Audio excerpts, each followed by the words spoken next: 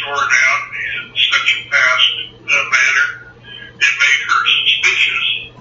And they stopped the individuals and started questioning the diabetic about what the problem was. So, they asked him, he said, well, this is the problem. And the officer said, well, wait in the car until I check with the store to see what happened.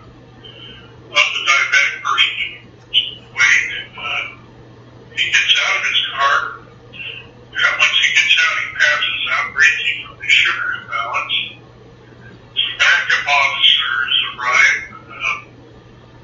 tell the diabetic guy to shut up, ram his head into a patrol car, and then throw him into the bathroom. There was no deadly result here. The guy with diabetes sustained minor injuries, arguing in a civil case that the use of force was excessive. This runs around the lower courts for a little bit. It gets up to the Supreme Court, and surprisingly, in this case, the court found that the actions of the officer were justified because of a reasonable belief that the force he was using was necessary to prevent or detect a crime in progress. So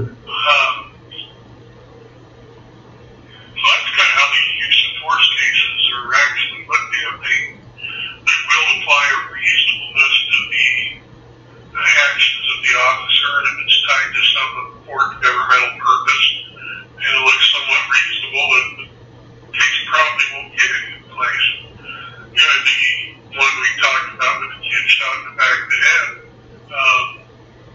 they applied basically the same reasonableness standard. And just found in that particular case there was no reasonableness. I mean, shoot the kid as he's climbing over the back of a fence. There's no way you can justify that. I think when you look at this Walter Scott case, applying the same reasonableness standard, I don't think anybody on this planet is going to conclude that what that officer did was reasonable under any circumstances. He paid the guy. The guy was no threat. He wasn't even a convicted felon, hadn't committed a felony, and just simply jawing away from the officer gets shot at 8 times, struck 4, and results in his death.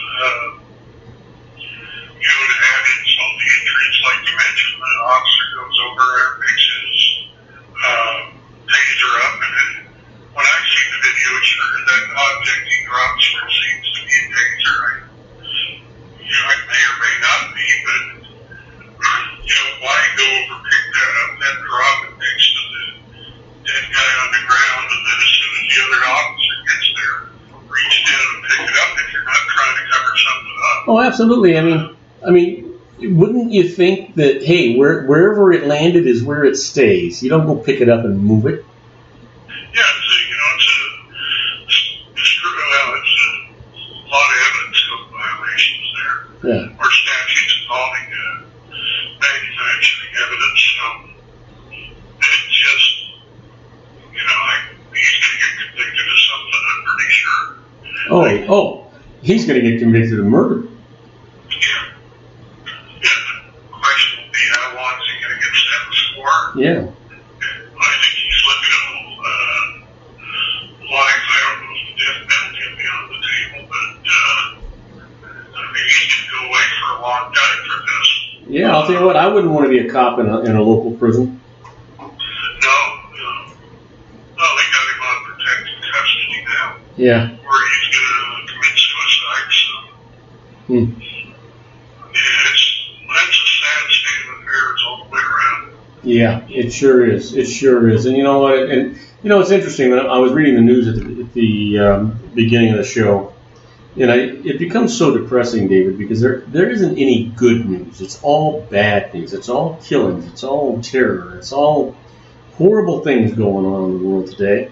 And it's become the standard of what we expect. And what a shame that is. That this is just not the world I grew up in. This is certainly not a pleasant world today. Especially, I don't know about you. You ever drive late at night and you come up to a red light, there's nobody around anywhere, and all of a sudden a car pulls up next to you. You're scared to death to look at them because they might be pointing a gun at you.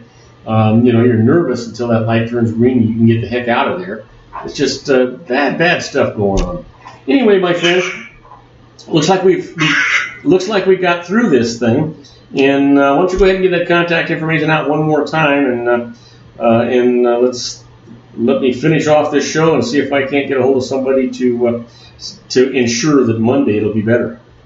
Sure. The phone number is area code 909-945-5000, and the website is www.law.bbt.com. Hey, and Bob, I hope you have a great weekend there.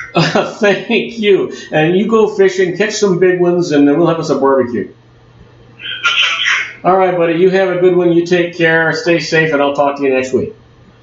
Talk to you then. All right. Bye-bye.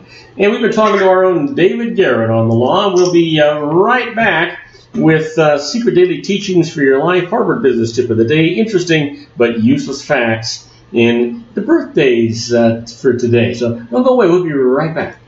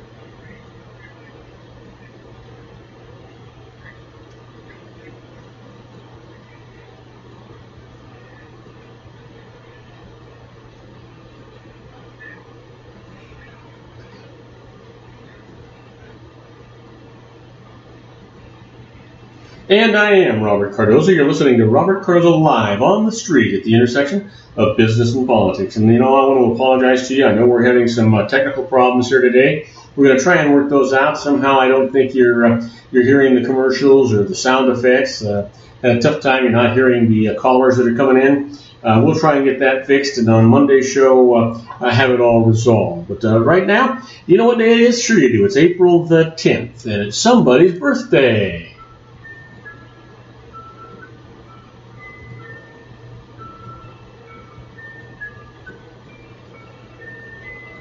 And you know what? He was born in 1847, died in 1911. Publisher best known for posthumously establishing the Pulitzer Prizes and for originating yellow journalism along with William Randolph Hearst. We're talking about Joseph Pulitzer. And also, born in 1936, former head coach with the Oakland Raiders and later with the NFL, the former color commentator on NFL telecasts, John Madden's birthday is today. And then finally, on April the 10th, born in 1984, singer, actor, and has sold more than 10 million records worldwide, Mandy Moore is his birthday today. Also, today in history, April the 10th, in 1710, the first law regulating copyright is issued in Great Britain. And in 1816, the United States government approves the creation of the Second Bank of the United States. And on April the 10th, 1874, the first Arbor Day celebrated in Nebraska. And in 1957, the Suez Canal is reopened for all shipping after being closed for 3 months. Our quote for today comes from George Bernard Shaw, and he says, "Better never than late." Yeah, it's a play on those words, but that's what he actually had to say. Now, let's talk about those secret daily teachings for your life. If you make these your own, it's not only going to make your life better, you'll get things you never dreamed of, but it'll make everyone's life around you much better as well.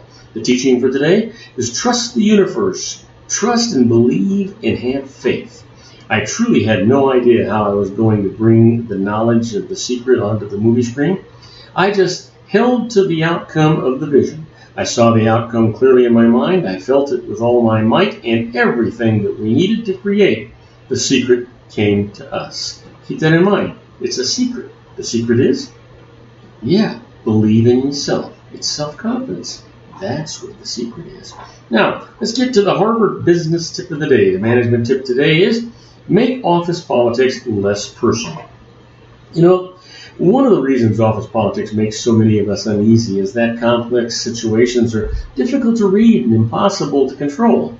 When personalities and motivations intertwine, anything can happen. One tactic for handling office politics is to make its challenges less personal.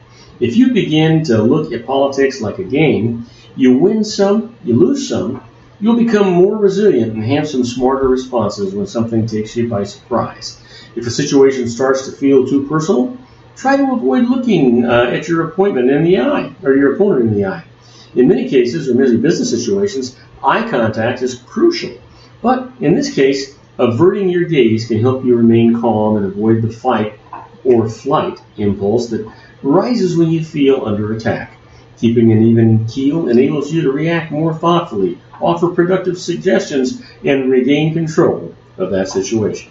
That is your Harvard business tip for today. Now, let's talk about some interesting but useless facts. First off, did you know that a necropsy is an autopsy on an animal, any animal? How about this? Absolutely pure gold is so soft that it can be molded with your hands. And let's see here. Did you know that indoor pollution is 10 times more toxic than outdoor pollution? There's a scary thought for you. So if you folks just hang around the house, you're not doing yourselves any favors here. How about this?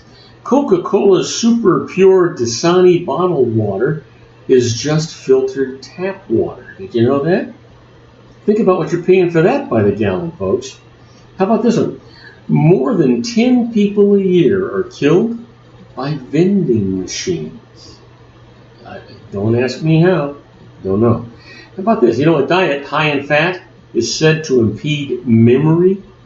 Need to ask our own Sean LaFave about that. That would be an interesting subject to be talking about. How about this one? More Americans have died in car accidents than have died in all the wars ever fought by the United States. Wow.